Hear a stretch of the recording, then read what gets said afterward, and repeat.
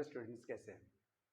आज हम लोग जिस हेल्प यू की चर्चा करने वाले हैं वो है मे हैव या मे हैव बीन या मे बी या मे। अब आप बोलेंगे ये सारे तो अलग अलग एकदम डिफरेंट है। देखिए, पहले तो बता दें, आप पहचान समझ लीजिए। जिस हम लोग हेल्प यू की चर्चा करने वाले उसकी पहचान क्या है, किस तरह से पहचानेंगे कि इस वाक्य में ही इन हेल्प यू का प्रयोग होगा। मैं जानता हूं आप पहले भी मे का प्रयोग देख चुके हैं, लेकिन ये कुछ डिफरेंट होगा, ये मैं आपको निश्चित रूप से बता देता हूं। आपको पक्का ऐसा लगेगा एक बार देखने के बाद वीडियो की आपने सचमुच इससे पहले इस तरह का कोई वीडियो नहीं देखा है। तो देखिए, पहचान क्या होगी कि वाक्य के शुरू में हो सकता है शब्द लगा होगा। हो सकता है से वाक्य की शुरुआत हो, जैसे हो सकता है वो खेल रहा, हो सकता है वो ना गया, हो सकता है उसे पूछा गया, हो सकता है वो खेले, वगैरह वगैरह। अब इसको दो तरह से आप बना सकते हैं। या तो आप ये काम करिए कि हो सकता है कि इंग्लिश वाक्य के शुरू में लिख दीजिए मे बी, जिसको कहते हैं मे, MAYBE, इसको सटा के लिखा जाता है मे बी एक साथ। ठीक, उसको लिखने के बाद बचे हुए वाक्य को ट्रांसलेट कर दीजिए। जैसे मे बी वो हो सकता है वो खेल रहा हो तो may be he is playing. हो सकता है उसने किताब खरीद ली हो, may be he has bot book. कुछ इस तरह से कर लीजिए। लेकिन आप जब कहीं रिटन फॉर्म में देखेंगे, ये स्पोकन फॉर्म में चल जाएगा। स्पोकन में अक्सर लोग इसी तरह के स्ट्रक्चर को यूज करते हैं। लेकिन अगर कहीं राइटिंग में अगर आपने कुछ देखा, कोई किताब पढ़ रहे हो या अखबार पढ़ रहे हो, इस केस में आप इस स्ट्रक्चर को नहीं देख पाएंगे जो स्पोकन में होता है। ठीक, जहां पे आप मे बी को शुरू में रख के बात कर रहे हो। जब रिटन फॉर्म में आप देखेंगे इस तरह के सेंटेंसेस, तो वहां पे हेल्प यू के स्थान पर मे हैव या मे बी या मे का प्रयोग ही होता हुआ आप देखेंगे। अब आप कंफ्यूज कर जाएंगे वहां पर कि वहां पे एग्जैक्ट हिंदी क्या है। ठीक है, तो अब जब हम लोग आगे पढ़ेंगे जिस तरह से आपको समझ में आता जाएगा मैं कहना क्या चाह रहा हूं। तो आज देखिए, इसको दो भागों में बांट के पढ़ना है। हो सकता है ऐसे वाक्य की शुरुआत हो तो हो सकता है वाक्य पढ़ के लगे कि बीत चुका है, काम हो चुका है, बीते हुए किसी बात की बात हो रही है, या ये लगे कि वर्तमान की बात हो रही है या भविष्य की बात हो रही है। तो हम लोग जिस वाक्यों की आज चर्चा करने वाले हैं, जिन वाक्यों की आज चर्चा करने वाले हैं, वो सारे वाक्य होंगे बीते हुए, जिसमें हम लोग पास्ट की किसी बात की बात कर रहे होंगे। ठीक है, तो इससे संबंधित कुछ जानकारी आप अपने स्क्रीन पे देख सकते हैं। वाक्य के शुरू में हो सकता आएगा और वाक्य पढ़कर लगेगा कि काम हो चुका है। अगर ऐसा लगेगा तो आप हेल्प यू के स्थान पर मे हैव का प्रयोग करेंगे। अगर वाक्य एक्टिव हो, पैसिव हो, तो मे हैव बीन का प्रयोग करेंगे। अगर मे हैव का प्रयोग एक्टिव में कर रहे हैं तो थर्ड फॉर्म लगेगा, पैसिव में भी थर्ड फॉर्म लगेगा, हमेशा लगता है। ये थी कुछ संक्षिप्त जानकारी इस मे हैव या मे हैव बीन के बारे में। अब हम लोग शुरू करते हैं। तो जो सबसे पहला वाक्य आप देख रहे हैं अपने स्क्रीन पे, हो सकता है उसने तुम्हें ना देखा हो। ठीक है, हो सकता है उसने तुम्हें ना देखा हो। इस वाक्य में पढ़कर क्या लग रहा है? अंदाजा लग रहा है। ठीक, एक अंदाजा लगा के बात किया जा रहा है। हो सकता है उसने तुम्हें ना देखा हो, श्योरिटी नहीं है, अंदाजा लगाया जा रहा है। ये भी वाक्य पढ़कर ये लग रहा है कि बीते हुए किसी समय की बात हो रही है। हो सकता है उसने तुम्हें ना देखा हो, यानी जिस व्यक्ति की बात कर रहे हैं, या मान लीजिए आप कहीं से आए और आपने बोला कि मोहन मुझे रास्ते में मिला, लेकिन मुझ पर उसने ध्यान नहीं दिया, मुझे रुक के हाय हेलो नहीं किया। तो आप बोलेंगे हो सकता है उसने तुम्हें ना देखा हो। ठीक, तो ये क्या लग रहा है कि बीते हुए किसी बात की बात हो रही है। तो यहाँ पे मे हैव का प्रयोग होगा, इतना क्लियर हुआ। अब हमें देखना है वर्ब क्या है। वर्ब क्या है? देखना। देखना वर्ब है तो हमेशा की तरह हमें ऑब्जेक्ट खोजना पड़ेगा। अगर वर्ब है तो किसको लगा के प्रश्न करेंगे? किसको देखा? तुम्हें, तो तुम्हें हो गया ऑब्जेक्ट। और फिर सब्जेक्ट खोजेंगे। सब्जेक्ट खोजने के लिए कौन है, किसने लगा के प्रश्न करेंगे? किसने देखा? उसने देखा, तो उसने हो गया सब्जेक्ट। आप जानते हैं अगर वाक्य में वर्ब हो और सब्जेक्ट भी हो तो वाक्य एक्टिव कहलाता है। इसलिए यहाँ पर वाक्य में हेल्प यू के स्थान में मे हैव का प्रयोग होगा। हेल्प यू मिल गया, आप ट्रांसलेशन करेंगे। ये एक नकारात्मक वाक्य है तो सबसे पहले सब्जेक्ट की इंग्लिश बनाएंगे। सब्जेक्ट क्या है? उसने, ही। नंबर 2 हेल्प यू का पहला भाग में। नंबर 3 नॉट, नॉट है। नंबर 4 हेल्प यू का बचा भाग हैव। नंबर 5 वर्ब, वर्ब है देखना, सी, थर्ड फॉर्म हो गया सीन।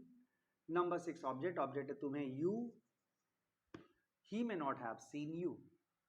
एक चीज और बता दें, कई जगह आप मे की जगह माइट का भी प्रयोग होता हुआ देख सकते हैं। फर्क क्या है? जब संभावना बहुत प्रबल हो, बहुत जबरदस्त हो, तो उस केस में मे का यूज करिए, और संभावना कम हो तो माइट का यूज करिए। तो आप यहां पे ही might not have seen you भी कह सकते थे। यानी मे की जगह माइट का भी प्रयोग कर सकते थे, वो आपकी चॉइस है। आपको लगे कि संभावना को जरा मजबूती के साथ व्यक्त करना है तो मे लगाइए, और अगर लगता है कि संभावना थोड़ा कमजोर है तो आप माइट का प्रयोग करिए। क्लियर? वाक्य हो सकता है उसने ना बुलाया गया हो सकता है उसे ना बुलाया गया हो। यहाँ पे भी देखिए मे हैव का प्रयोग क्यों होगा? हो सकता है उसने उसे ना बुलाया गया हो इसलिए वो नहीं आया, यानी किसी ने पूछा कि वो क्यों नहीं आया, तो आपने कहा हो सकता है उसे ना बुलाया गया हो, यानी बुलाने का काम हो चुका है, ये बीती हुई बात है, इसलिए यहाँ पे मे हैव का प्रयोग होगा। क्लियर है? और यहाँ मे हैव का प्रयोग इसलिए भी होगा क्योंकि वाक्य शुरू में हो सकता है शब्द आया है, ध्यान दीजिए इस बात को। ठीक, इस वाक्य को आप चाहें तो सिंपली आप हो सकता है को पहले लिख ले, मे बी, MAYBE एक साथ, ठीक, और उसके बाद उसे ना बुलाया गया और ये प्रेजेंट परफेक्ट वाक्य लग ही रहा है तो सीधे प्रेजेंट परफेक्ट को जिस तरह से ट्रांसलेट करते हैं उस तरह से कर देंगे, he has not been called. Clear है? लेकिन हमें तो उस तरह से ट्रांसलेट करना नहीं है, तो आपको क्या देखना है? सबसे पहले देखना वर्ब क्या है, बुलाना वर्ब है, वर्ब के बाद ऑब्जेक्ट खोजते हैं, किसको लगा के प्रश्न करिए, किसको बुलाया गया, उत्तर मिला उसे हो गया ऑब्जेक्ट, फिर सब्जेक्ट खोजते हैं, सब्जेक्ट खोजने के लिए कौन या किसने लगा के प्रश्न करते हैं, किसने बुलाया, इस प्रश्न का उत्तर इस वाक्य में नहीं है, इसका मतलब ये वाक्य है पैसिव, इसलिए यहाँ पे मे हैव बीन का प्रयोग होगा हेल्प यू के स्थान पर। क्लियर है? और ये भी देखिए एक नकारात्मक वाक्य है, इस तरह के वाक्य प्रश्नवाचक नहीं बनते हैं, ये भी मैं आपको बतला दूं, हमेशा इस तरह के वाक्य सकारात्मक या नकारात्मक ही होंगे। तो सबसे पहले सब्जेक्ट की इंग्लिश अगर वाक्य एक्टिव हो या ऑब्जेक्ट की इंग्लिश अगर वाक्य पैसिव हो, तो ये आप जान रहे हैं पैसिव है तो ऑब्जेक्ट की इंग्लिश पहले बनाएंगे, ऑब्जेक्ट क्या, उसे, ही। नंबर 2 हेल्प यू का पहला भाग में। नंबर 3 नॉट, नॉट है तो नॉट लिख देंगे। नंबर 4 हेल्प यू का बचा भाग तो have been. Number 6 verb, verb है बुलाया कॉल, थर्ड फॉर्म हो जाएगा कॉल्ड, या इनवाइट लगाना है तो इनवाइटेड भी कह सकते हैं। नंबर 6 ऑब्जेक्ट, ऑब्जेक्ट इंग्लिश पहले बन चुकी है तो ही may not have been called, और अगर आपको लगता है संभावना कम है, कमजोर है संभावना, तो माइट में की जगह माइट का भी यूज कर सकते हैं, he might not have been called. Clear? अगला वाक्य हो सकता है उसके पास पैसा ना रहा हो सकता है उसके पास पैसा ना रहा हो, ये भी बीती बात है। क्यों बीती बात है? हो सकता है उसके पास पैसा ना रहा हो इसलिए उसने किताब नहीं खरीदी, हो सकता है उसके पास पैसा ना रहा हो इसलिए उसने तुम्हारी मदद नहीं की। यानी इन दोनों वाक्यों को पढ़कर क्या लग रहा है, जब वाक्य आप पूरा कह रहे हैं तो आपको समझ में आ रहा है कि हाँ ये बीती हुई बात है। क्लियर है? तो यहाँ भी मे है का प्रयोग होगा। पहले देख ले वर्ब है कि नहीं, जैसा हम हमेशा करते आए, हर वाक्य को पढ़ने से पहले ये देखना पड़ता है कि उस वाक्य में वर्ब है कि नहीं। किसी भी वाक्य को आप ट्रांसलेट कीजिए तो सबसे पहला पॉइंट ये होता है कि उसमें आपको ये देखना होता है वर्ब है कि नहीं है। कहाँ पर? पहचान वाले शब्द के पीछे। तो यहाँ पहचान वाले शब्द है रहा हो, रहा हो के पीछे लिखा पैसा, पैसा वर्ब नहीं है, पैसा एक संज्ञा है। पैसा को अगर पहचानना होता है किस तरह से पहचानते हैं वर्ब है कि नहीं, हमने एक ट्रिक बताया, ना अक्षर जोड़ के देखिए उस शब्द के साथ, अगर सही लगे तो वर्ब है, नहीं सही लगे तो वर्ब नहीं है। पैसा में ना अक्षर जोड़िए, पैसा ना, ऐसा कोई शब्द नहीं होता है, इस तरह के शब्दों का कोई अर्थ नहीं होता, इसलिए यह वर्ब नहीं है, यह संज्ञा है। क्लियर है? तो अब क्या करेंगे, वर्ब नहीं हो तो अब जानते हैं वर्ब नहीं हो तो ऑब्जेक्ट एक हो जाता है, वर्ब नहीं हो तो ऑब्जेक्ट एक हो जाता है, सिर्फ सब्जेक्ट हो जाता है। सब्जेक्ट खोजने का नियम क्या होता है, अगर वर्ब ना हो तो किसके पास लगा प्रश्न करिए, किसके पास पैसा है, उत्तर मिला उसके पास तो उत्तर मिल गया, सब्जेक्ट है। और जब किसके पास लगा के प्रश्न करते हैं उत्तर मिल जाता है तो आपको मालूम है एक्टिव का हेल्प लगाते हैं, इसलिए मे हैव लगेगा, और वर्ब के स्थान पर हैव का प्रयोग करते हैं, इसलिए यहाँ पे वर्ब के स्थान पर हैव का प्रयोग होगा। क्लियर? ये भी एक नकारात्मक वाक्य है तो सबसे पहले सब्जेक्ट की इंग्लिश करेंगे, सब्जेक्ट क्या है, उसके, ही। नंबर 2 एलपीओ का पहला भाग में। Number 3 not.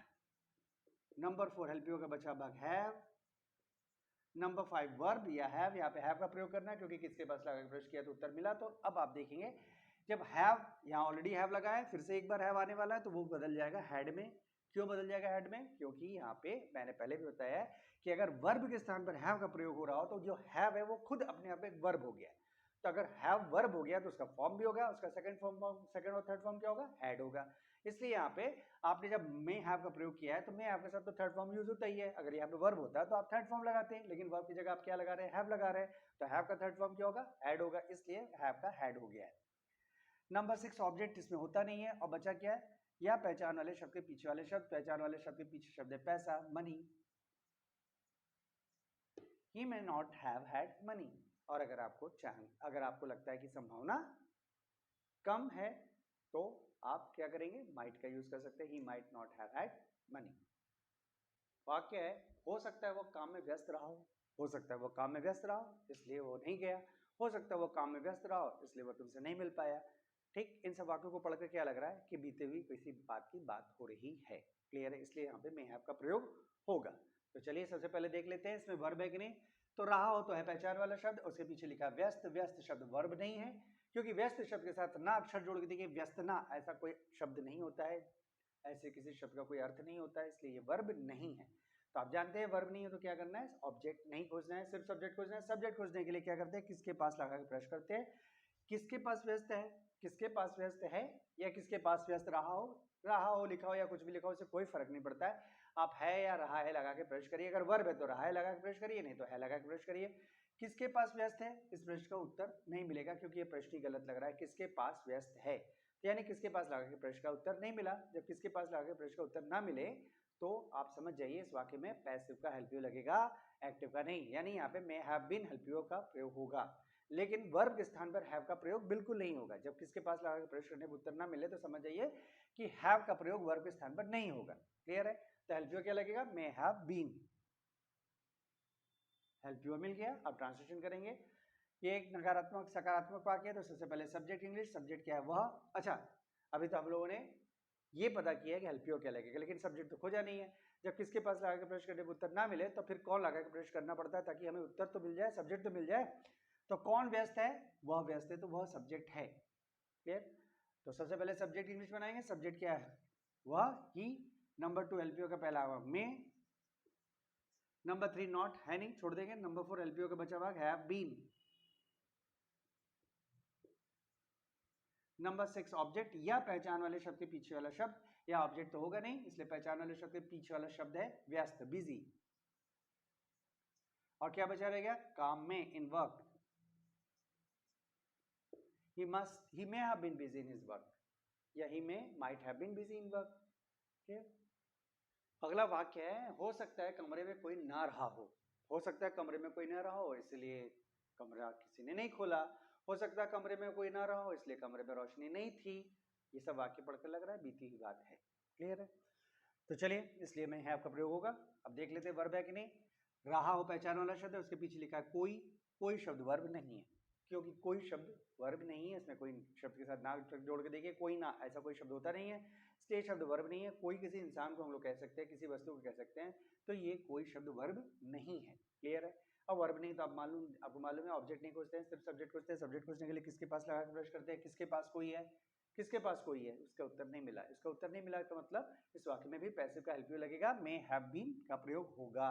लेकिन अभी आपको पता नहीं सब्जेक्ट क्या है, क्योंकि आपने जब किसके पास लगा के प्रश्न किया तो सिर्फ आपको ये पता चला है कि इस वाक्य में पैसिव का हेल्प यू लगेगा और वर्ब की जगह मे हैव का प्रयोग नहीं होगा। ये दो बात क्लियर हो गई, लेकिन ये पता नहीं चला कि सब्जेक्ट क्या लगेगा। तो आपको क्या करना है, फिर से एक प्रश्न करना है। प्रश्न क्या होगा, कौन कोई नहीं रहा है या कौन कोई है। इस प्रश्न का भी उत्तर नहीं मिला। क्या चीज लगा के प्रश्न करिए तब भी मिलेगा, तभी नहीं मिलेगा उत्तर। क्या चीज कोई नहीं है, इसका भी उत्तर इस वाक्य में नहीं है। इसका मतलब ये हुआ कि इस वाक्य में सब्जेक्ट की जगह देयर का प्रयोग करना है। जब आप वर्ब ना हो वाक्य में तो आप किसके पास, किसमें, कौन या क्या चीज लगा के प्रश्न करते हैं, इसका बावजूद उत्तर ना मिले तो ऐसे वाक्य में सब्जेक्ट के स्थान पर देयर का प्रयोग किया जाता है। क्लियर है? तो चलिए बनाते हैं। सबसे पहले देयर का प्रयोग होगा, क्योंकि सकारात्मक वाक्य सब्जेक्ट या ऑब्जेक्ट या देयर। जब सब्जेक्ट या ऑब्जेक्ट है नहीं तो देयर का प्रयोग होगा, तो देयर पहले लिख लेंगे। नंबर 2 हेल्प यू का पहला भाग में। नंबर 3 नॉट है तो नॉट लिख देंगे। नंबर 4 हेल्प यू का बचा भाग हैव बीन। नंबर 6 ऑब्जेक्ट या पहचान वाले शब्द के पीछे वाला शब्द, तो पहचान वाला शब्द रहा हो उसके पीछे लिखा कोई, एनीवन। अब क्या बचा रह गया, कमरे में, in the room. There may not have been anyone in the room या there might not have been anyone in the room. हो सकता है नंबर 1 है, इसको 3 भागों में आगे बढ़ेंगे। आज